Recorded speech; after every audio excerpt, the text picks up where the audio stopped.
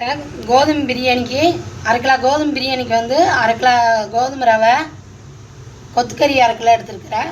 தேவையான உப்பு, தக்காளி 125 கிராமு, பெரிய வெங்காயம் 125 கிராமு, ஒரு லெமனு, தேவையான மிளகாத்தூள், பட்டை கிராம்பு ஏலக்காய் பொடி, எண்ணெய் 125 மில்லி ஊற்றலாம், 150 மில்லி ஊற்றலாம். தயிர் தேவையானது, 125 கிராம் பூண்டு எடுத்து வச்சுருக்கிறேன், 20 கிராம் இஞ்சி, 100 கிராம் சின்ன வெங்காயம் அரைச்சி வச்சுருக்கிறேன், தேவையான மல்லி புதினா, 4 பச்சை மிளகா. அடுப்பத்தை வச்சுட்டு எண்ணெய் ஊற்றிக்கலாம்.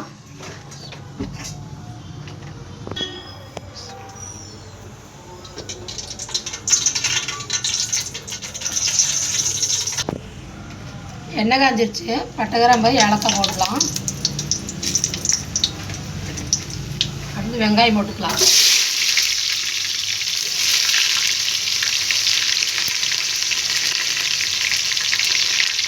பச்சை மிளகாய் போட்டுக்கலாம்.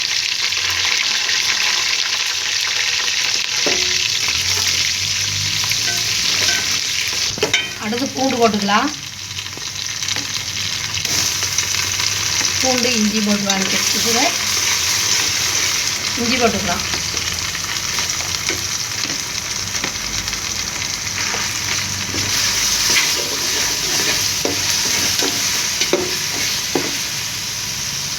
சின்ன வெங்காயம் போட்டுக்கலாம்.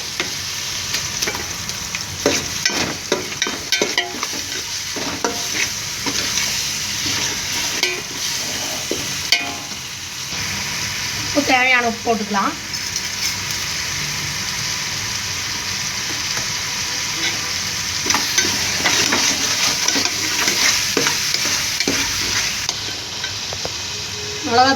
மிளகாத்தூளும் பட்டை கிராம்பு தூளும் போட்டுக்கிட்டேன்.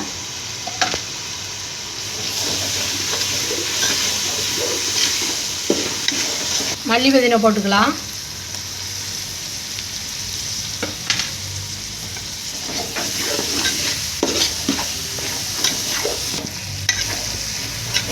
மசாலா நல்லா வணங்கணும். நல்லா வணங்கினா தான் பிரியாணி நல்லா இருக்கும். எந்த இதுக்குமே பிரியாணி நம்ம செய்யும்போது மசாலா நல்லா வணங்கினதுக்கப்புறம் தான் கறி போடணும். அப்போ தான் நல்லா டேஸ்ட்டாக இருக்கும். மசாலா நல்லா வணங்கிருச்சு, தக்காளி போட்டுக்கலாம்.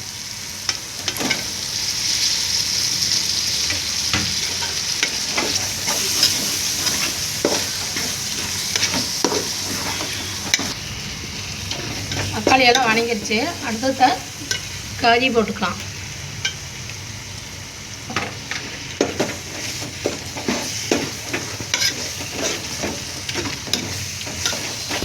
தயிர் 25 கிராம் ஊற்றினா போதும்.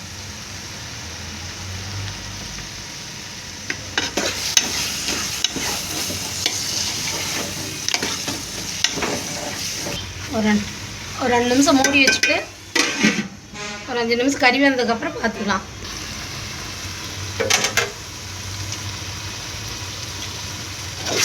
கறி வெந்துருச்சு. இப்படி இருக்கும்போது தண்ணி ஒரு 1.5 லிட்டர் தண்ணி ஊற்றிக்கலாம். அரை கிலோ ரவைக்கு 1.5 லிட்டர் தண்ணி ஊற்றிக்கலாம்.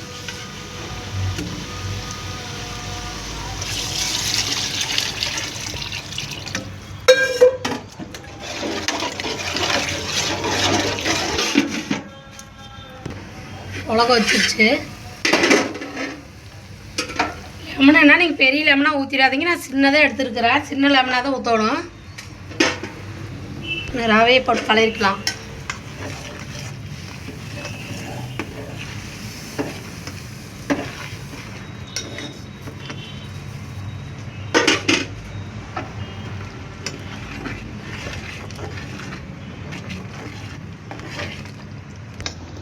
ஒரு 4 நிமிஷம் மூடி வச்சிடலாம். எடுத்து பார்க்கலாம். தண்ணி வத்திருச்சு. அப்படியே தம்மை விட்டுடலாம்.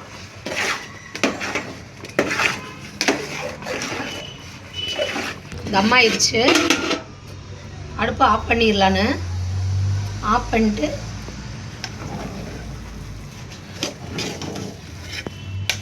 ரெடி ஆயிடுச்சு.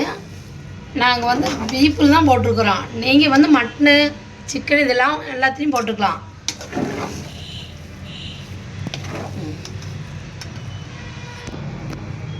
கொத்துக்கறி பிரியாணி கோதுமை ரவை போட்டு கொத்துக்கறி பிரியாணி ரெடி ஆயிடுச்சு. சாப்பிட்டு பாருங்கள். சாப்பிட்டு எங்களுக்கு சப்ஸ்கிரைப் பண்ணுங்கள், லைக் பண்ணுங்கள்.